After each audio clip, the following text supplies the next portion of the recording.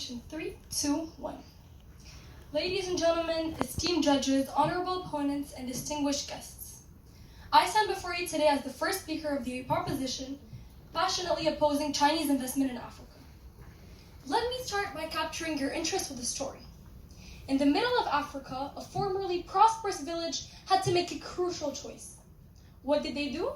Well, they gave their ancestral property to a Chinese business for a mining project after being seduced by the prospects of economic progress that China promised them. Little did they know, making this decision would set off a terrible chain of events.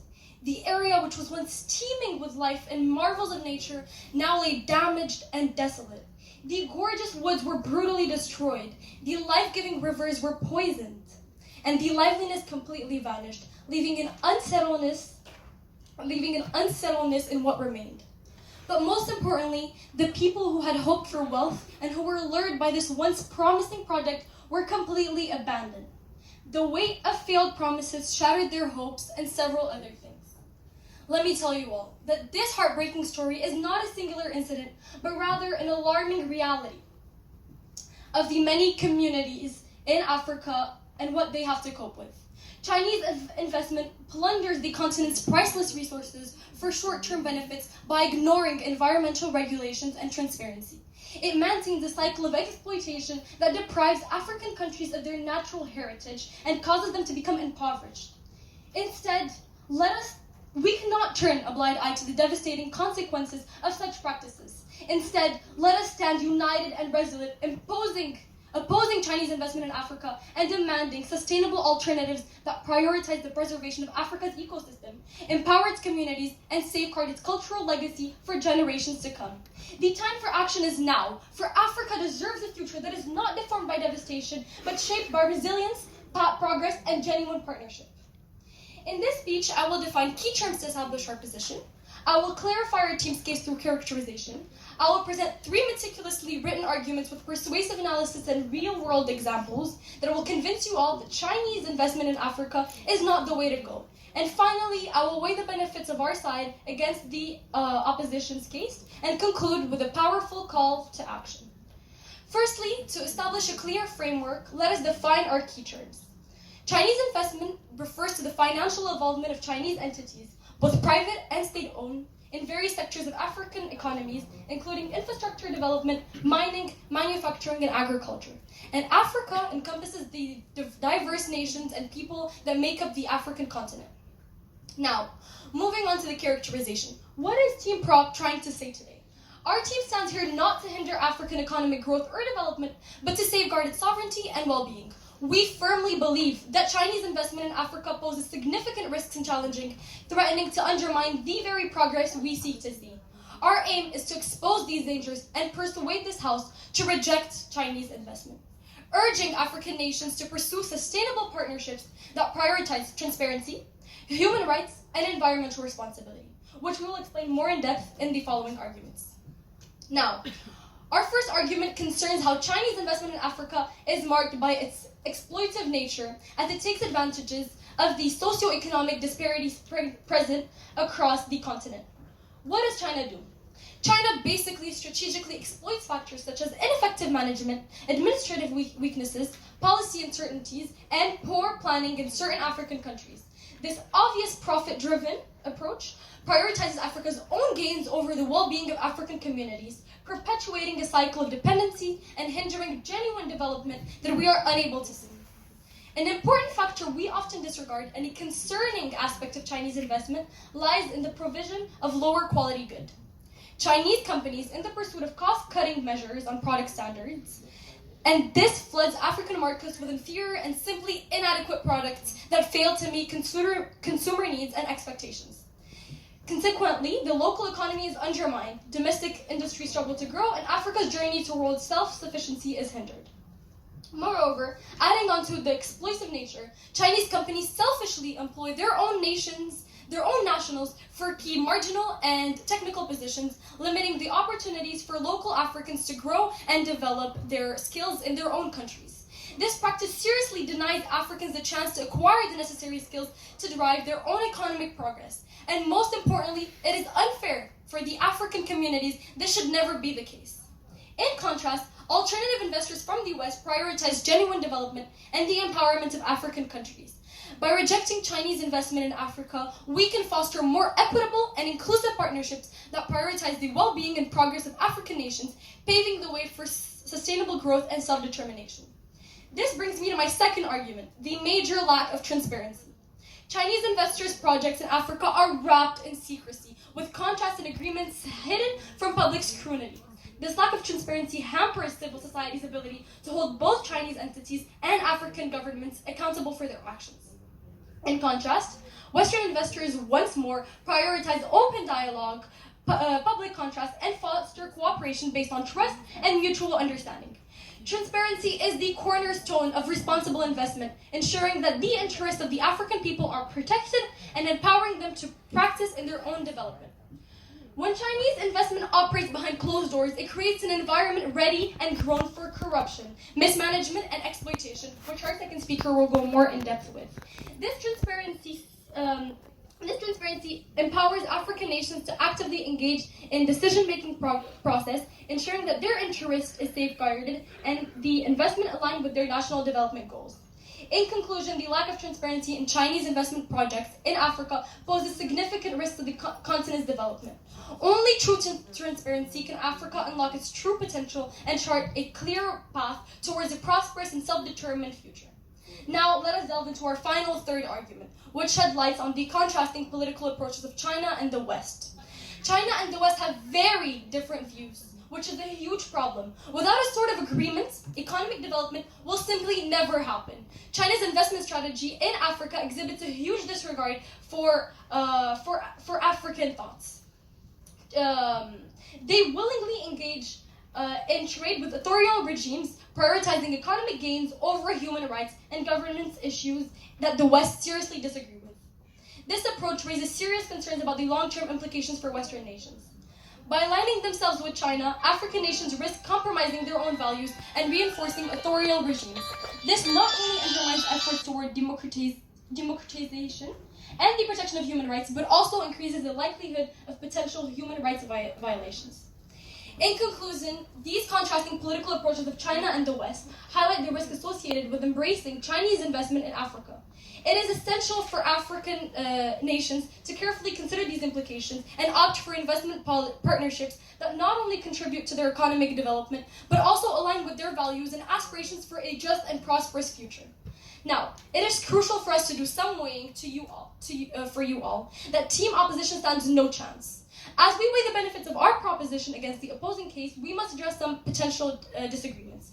In our side of the world, we are against a partnership that will break a country politically, culturally, socially, and economically, as we have explained through our arguments. Due to the opposing nature of these two powers, it is almost impossible for them to find a common ground in which prosperous work can happen. In their side of the world, do not be fooled with fake promises, hypothetical scenarios, and great aspirations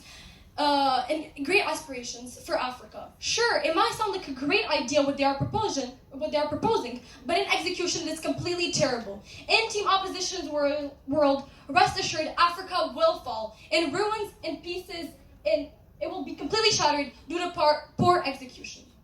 In conclusion, as team judges, honorable opponents, and distinguished audience, we have presented a compelling case against Chinese investment in Africa. Our arguments have shed light on the exploitative nature of Chinese investment, the lack of transparency that hampers accountability, and the contrasting political approaches between China and the West. These factors pose significant risks to China's sovereignty, development, and the well-being of its people. We firmly believe that it is in Africa's best interest to reject Chinese investment and instead foster sustainable partnerships that prioritize transparency, human rights, and environmental responsibility. Africa deserves better than a relationship built on exploitation, secrecy, and a disregard for democratic values. And we know you all agree. In the battle for Africa's future, it is imperative that we stand firm and reject the disgusting grip of Chinese investment. Let us not succumb to the temptation of short-term gains at the expense of a long-term prosperity and self-determination. Africa deserves partnerships that empower its people, that uplift its economies, and protect its natural resources. In the spirit of justice, fairness, and prosperous Africa, we urge you, esteemed judges and audience, to side with the proposition and declare our victory in this debate. Together, let us pave a way for a brighter future, where Africa's true potential is unleashed and where sustainable partnerships thrive. Thank you all. Help diversify Africa's energy resources and reduce reliance on fossil and fuel. So they were always there for us to develop our technology and all our future of the economic growth. And also, as we've seen, they've created a lot of job opportunities, not only for the Chinese people, and also for the African people. And we've seen that the Tower of the Fifth, and an example in Morocco, the Tower of the Fifth in Tangier, Mohammed V in Tangier, won our technology and all our future of the economic growth. And also, as we've seen, they've created a lot of job opportunities, not only for the Chinese people, and also for the African people. And we've seen that the Tower of the Fifth, and an example in Morocco, the Tower of the Fifth in Tangier, Mohammed V in Tangier, won the award of the best engineer in Madrid. That would lead us to develop all our country and its future, and also the continent and its future. And as we've seen, that China actually feels all of the suffering that we had past the years, as they already experienced the colonization of Japan, and they built a great wall just to protect their own country. So all our relation is built on trust and friendship. And we've seen that they include zero interest rates. There's a various loans with favorable terms that we needed, especially in the period of the COVID-19. They've helped us a lot with loans, and many African countries actually they supported their citizens with all the loans that they gave us and the helps and the share and the care they gave us. And also, as I can say, that China, I see it not as an enemy but a friend that is willing to give us anything that we want, but of course with a kickback. And this is only the devastation of an entire continent, and in fact, an entire people, an entire continent of families, of people awaiting a bright future that may be robbed of them because they believed in a dream that was, in fact, just a mirage, hiding behind it self-interest and greed. So I hear that you say that you speak of a world where you either invest or are invested in. I find this rather disconcerting, that you don't believe a world where Africa can be an autonomous power. Because remember, Africa needs autonomy. It doesn't need world powers. Meddling inside of it with their own self-interests, ruining an entire continent. It needs to develop its own technical expertise, its own education, its own labor force, its own workforce, rather than relying on foreign powers that will come and do nothing but strip it of its resources. Second, I hear that you give many examples of foreign Chinese investment projects within Africa, but I don't hear any proof that these investment projects actually led to an improvement of quality of life for African citizens, or led to any noticeable improvement in economic indicators such as GDP and GDP per capita. So for those reasons, I want to now proceed with something I have found rather funny within your debate, that you speak of Chinese renewable energy investment within Africa. Might I remind the audience, might I remind proposition team and opposition team, that this is China we're talking about, the world's biggest polluter, history's biggest polluter. These renewable projects are just token projects here to hide what China really wants to do within the African continent, which is actually strip it of natural resources using processes that degrade and destroy the environment and wreck our agriculture and any chance that Africa could ever have of developing itself and developing its own minds into independence of Western powers or Eastern powers. Now, with all those rebuttals in mind, I want to present to you our team's other arguments to show you why proposition team presents a better vision for Africa. So first of all, we are against Chinese investment because of the debt dependency that China causes within Africa. This is operating with a few assumptions in mind. First, that large projects cannot be financed through profit alone, but require large loans, the kind of loans that you get from the World Bank, from the International Monetary Fund, or from the Bank of China. Secondly, large projects constitute the majority of Chinese investment projects in Africa. As you've said, these are hydroelectric dams, these are electric grids, these are railways, these are bridges, and these projects cost billions.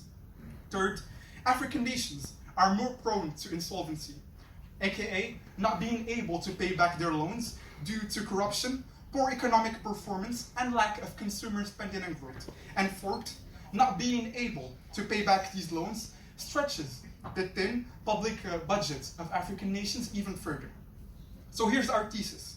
Chinese investment in Africa has largely been a negative force because African nations borrow large amounts of money from the Bank of China to finance their projects and are very unlikely to be able to pay back these sums due to various factors that I've explained previously, leading to these nations being trapped in a situation where they are forced to either spend their public budgets on loan repayments, leading to a lack of funding towards other fields, counterintuitively to the goals of Chinese investments, or leasing the projects to the Chinese, effectively losing autonomy over them and any gains seen, or defaulting on their loans and worsening their credit score with international institutions, leading to very high interest rates that may stifle development in case the region ever needs funding in the future, because China is not, of course, the only power investing into Africa.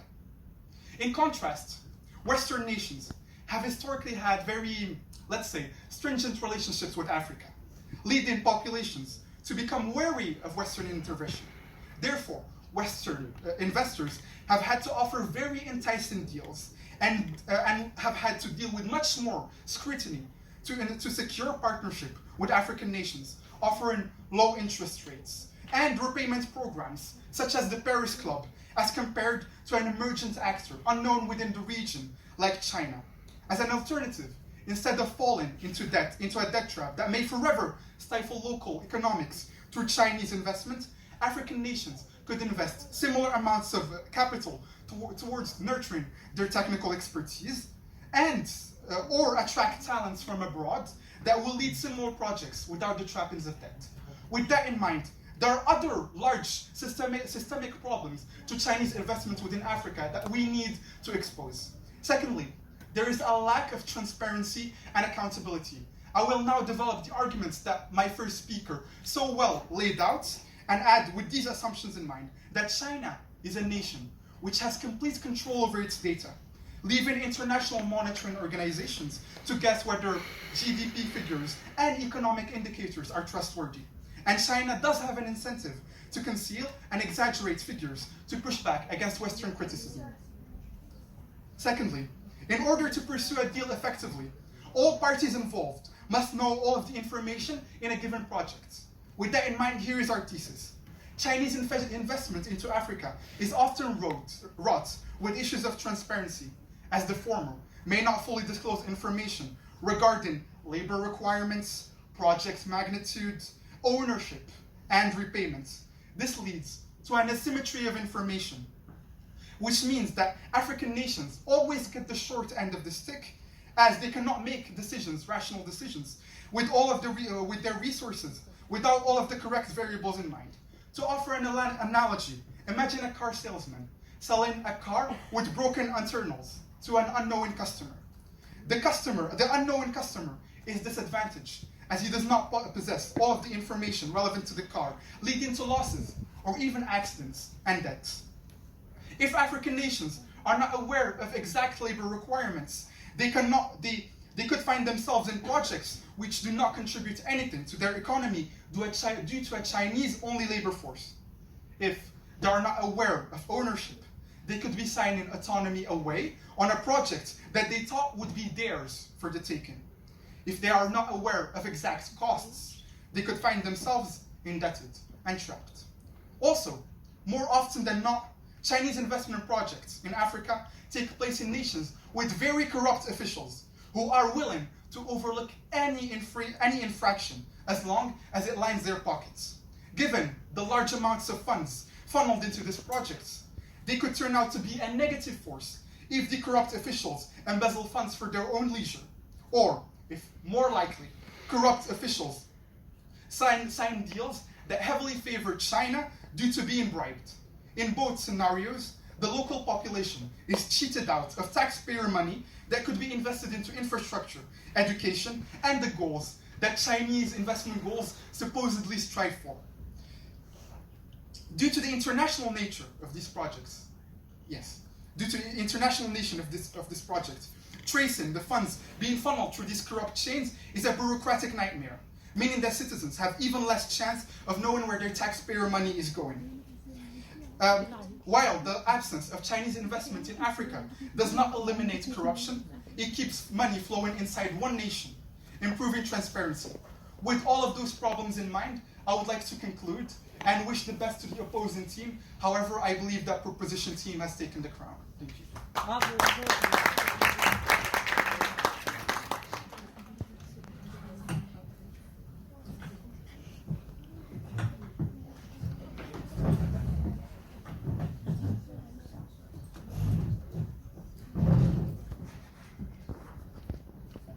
Hello ladies and gents. Today I want to stand before you and shed light on the good impacts of Chinese investments in African energy sector especially.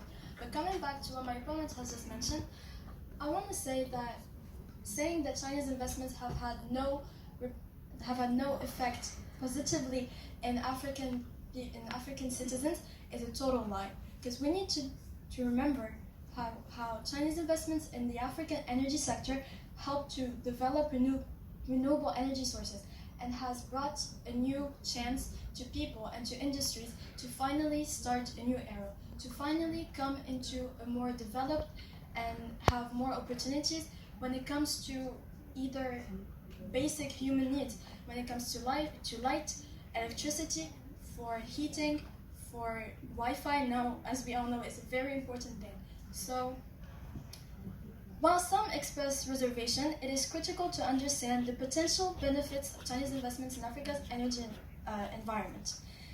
Chinese investments have the ability to alleviate energy poverty, encourage renewable energy development, improve access to energy, and stimulate economic growth. For starters, Chinese investments in African energy sectors help to develop renewable energy sources.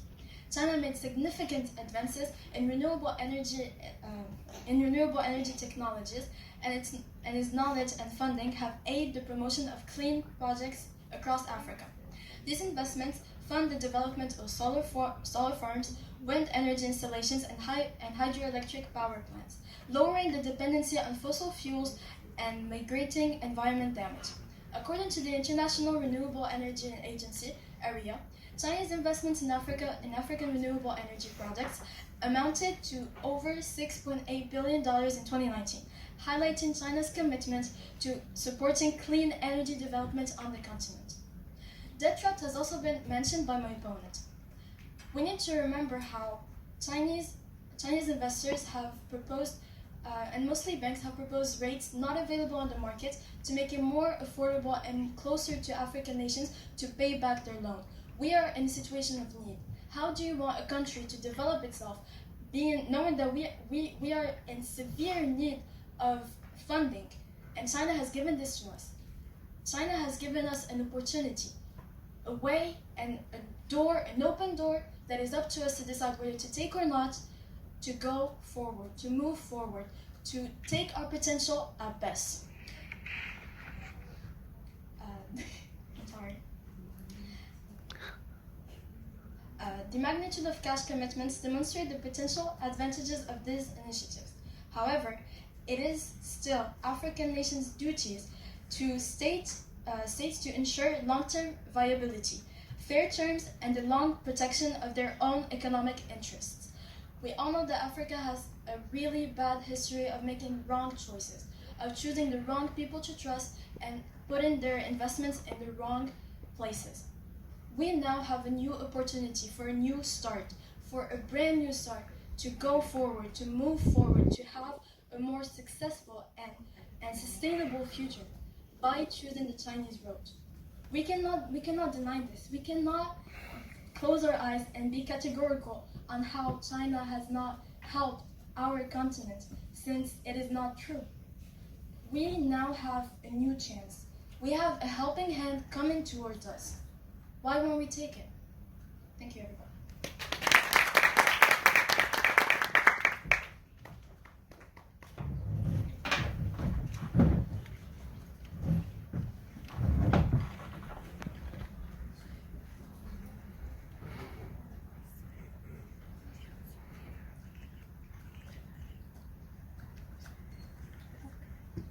will start my speech in 3, 2, 1.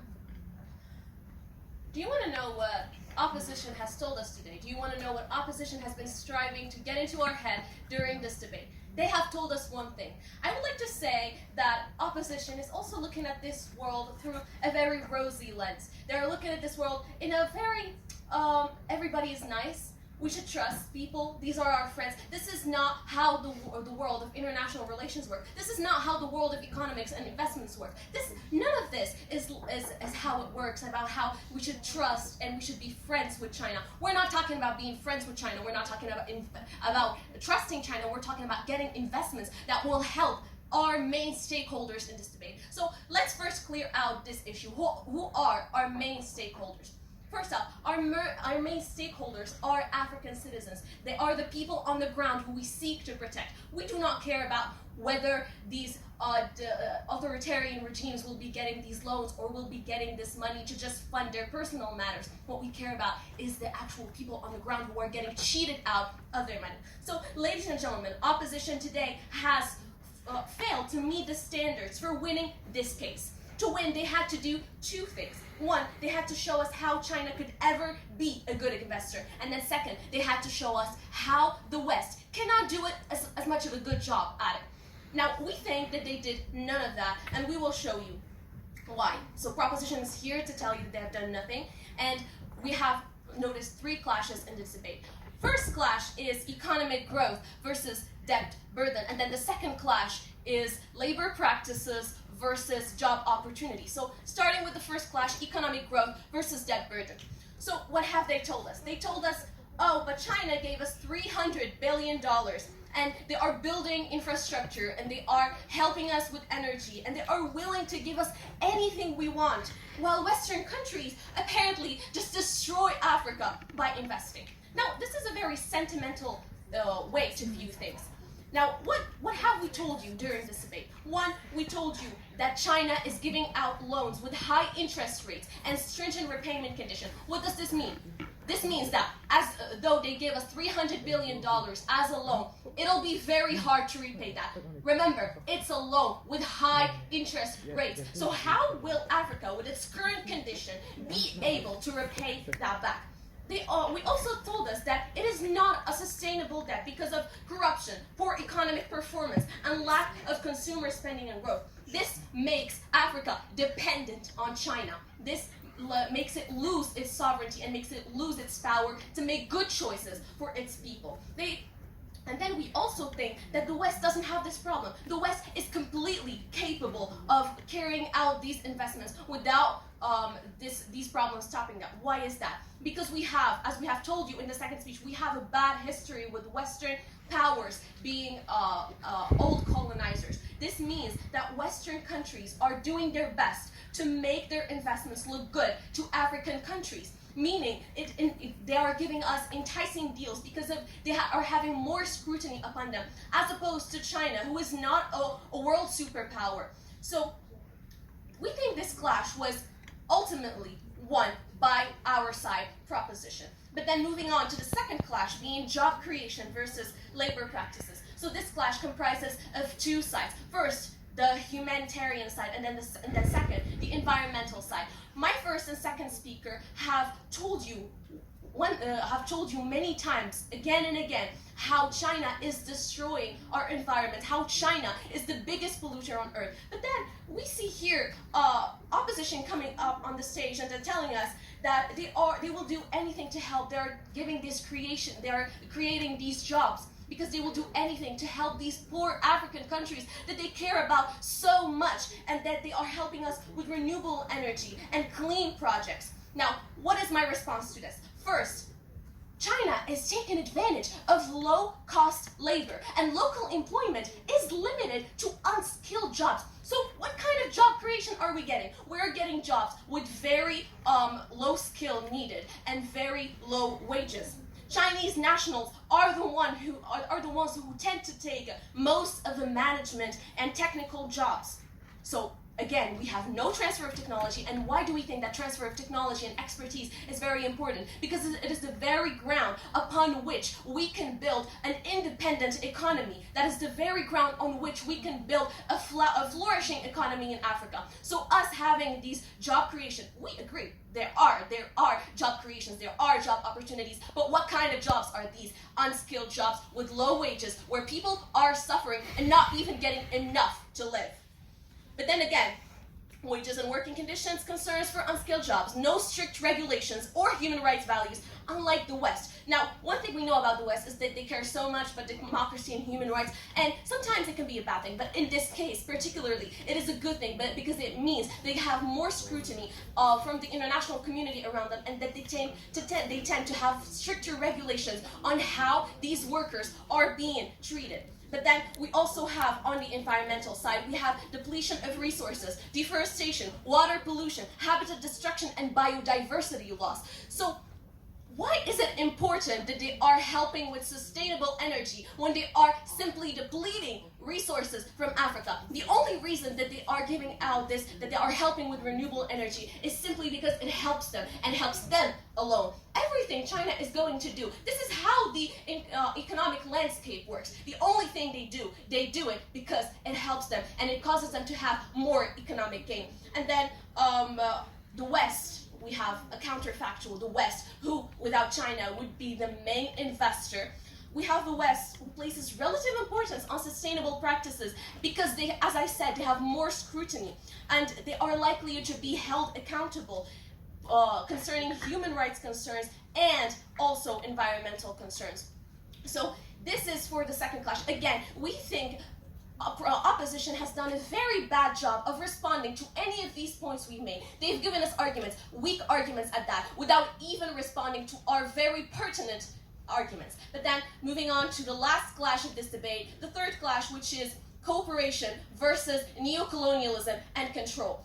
What has opposition given us during this clash? They have told us that because China was once colonized, they will have pity on us, that they will strive to help us in the best way they can. Now, what we will tell you, we will give you just one argument that disproves your claim, being that the fact that China was once colonized does not mean that they would want every other country who was once colonized to be better. Why is that?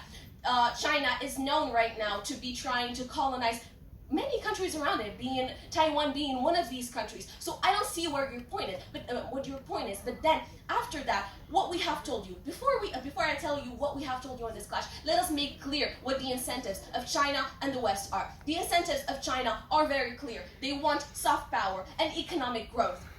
So they are giving out these loans and they are giving out this investment with strings attached to have political influence over these countries.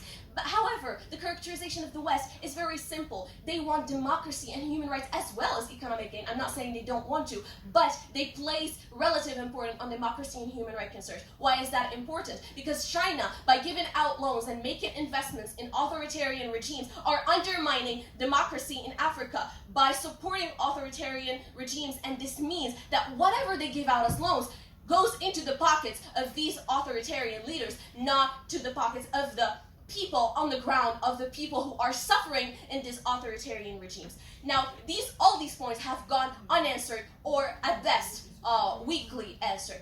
What have we given you during this debate? Ladies and gentlemen, we have told you three things. Three things. We have told you how China is a bad investor and the West is relatively better. And everything that opposition thinks that China can do, the West can do better. Proud to propose. Thank you. Bravo.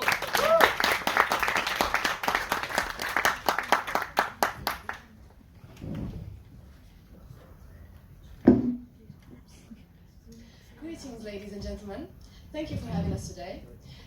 Today, as in this debate, we are talking about the Chinese investment in African countries, and my group are opposing the motion, which is we are for this Chinese investment. I'm going to talk about the economic growth, as in China is offering us debts, and as my opponent said, the debts are bad. How can you consider a debt trap when there's two kinds of debt trap? You have to consider that the debt trap can be considered as negative and positive. We, as Moroccans, and also Africans, we are in need of this debt. We are not some kind of big countries, we are not developed countries, we need this debt. And more to add is that China is giving us debts with low rate interest. They changed their interest from 3.70 to 3.64 just for African countries. So we should consider that. It's a great move to build partnerships and relations with African countries. More to add, not to forget that there's a new way that China developed to link Europe, China, and Morocco, which is the Belt and Road. It's a strategy that China has created that links China, Europe, and Morocco. In its merchandise, it's in the transportation, in a lot of ways. And it's a great way to build partnerships. Also, not to forget, we have to talk about the job opportunities. As us being weak countries, as I said, we need jobs. And we cannot consider that China coming to our countries and making companies and work sites is a bad thing for us. We're not naive, we're not being naive, we're not in no sort of way declining that we are a good country or that China is bad and China is not trying to gain their own interest from us. Yes, they are trying to do that because it's a country in itself and they need the economic growth from themselves. But us, we're not as developed as them. We cannot just come and say that they are bad. How can you just judge them by saying that they are bad? You cannot say that. We are not developed countries. We are not here to judge who are good partnerships and who are bad partnerships. We are not in the position to make these decisions. We are in need. So we need to accept these investments. We need to encourage these investments because we need them. It's not a choice. We're not as developed as them. Also, not to forget that, as my opponents said, they said that Western investments are better than Chinese investments. Please tell me, how can you consider such statements? How can you say such statements? Especially after this Western history that we had with the Western countries. They were colonizers. How can you say that we need the Western? Please, I'm really sorry, but how can you consider this statement to be true and to be valuable? Another thing is that China is a portal. It's like a new way for African countries to open their eyes to Asian countries. China can be considered as the first investment in African countries, but also it brings other countries such as Japan, Taiwan, and other Asian countries. With that being said, please, I need you to understand that China is a great way for the development in African countries. Also, a big part of this investments is the infrastructure.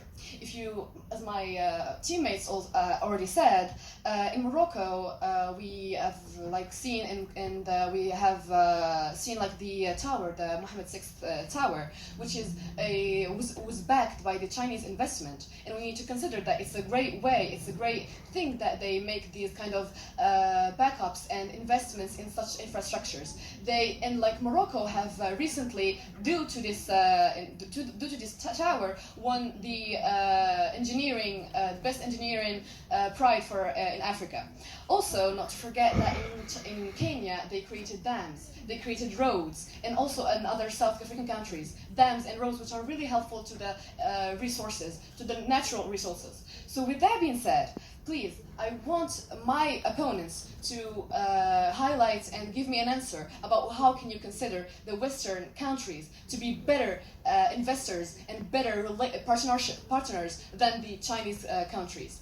Because, as I already said, being dependent on the Western countries is in our history. It's an old way, and it's really not a good way to invest and to develop. So please tell me, how can Western countries be better investors than the Chinese countries? Thank you.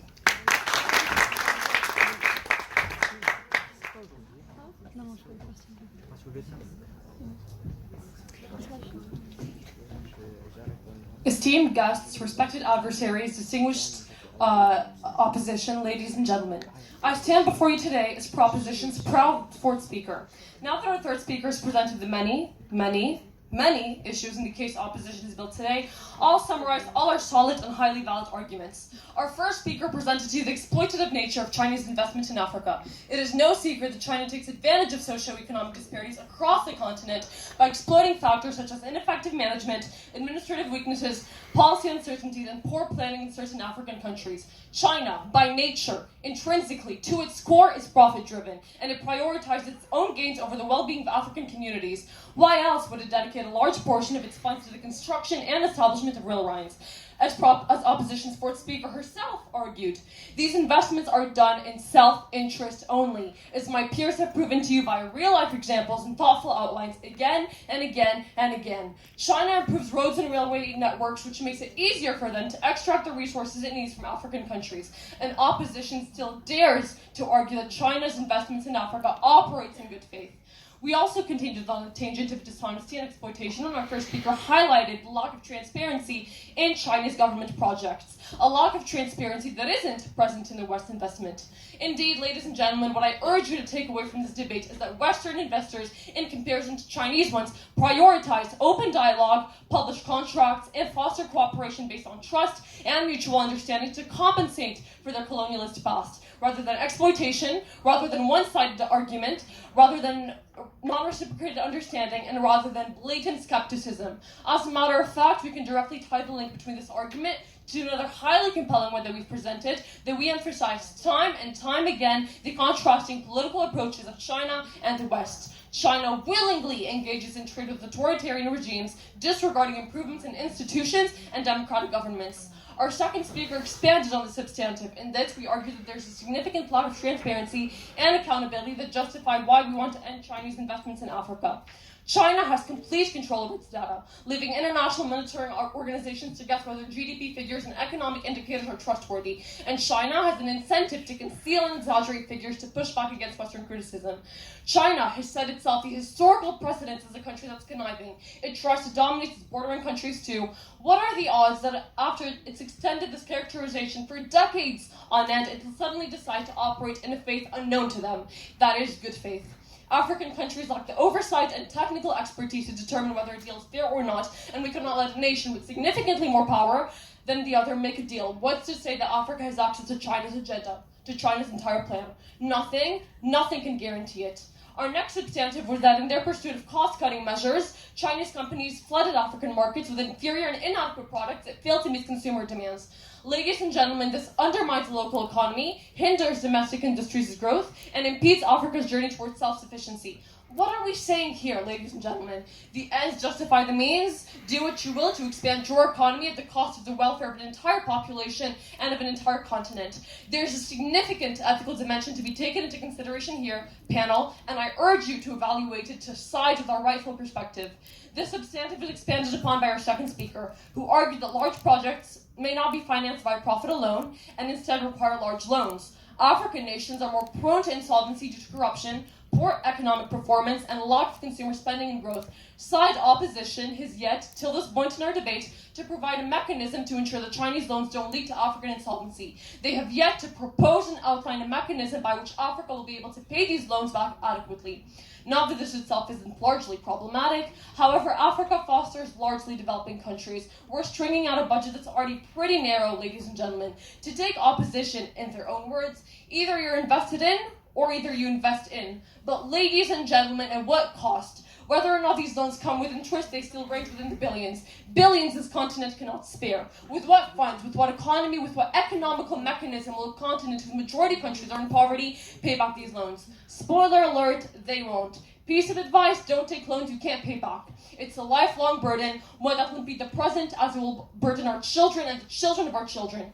We have a lacking education, lacking water sanitation, a lacking health system, lacking nutrition, but suddenly we have to add the unsolicited expense of reimbursement. As a matter of fact, opposition's third speaker herself blatantly admitted that Africa didn't have money and didn't have funds. I'd like to extend a thank you for helping us make our case, and opposition, as a matter of fact, used the expression, and I quote, a helping hand.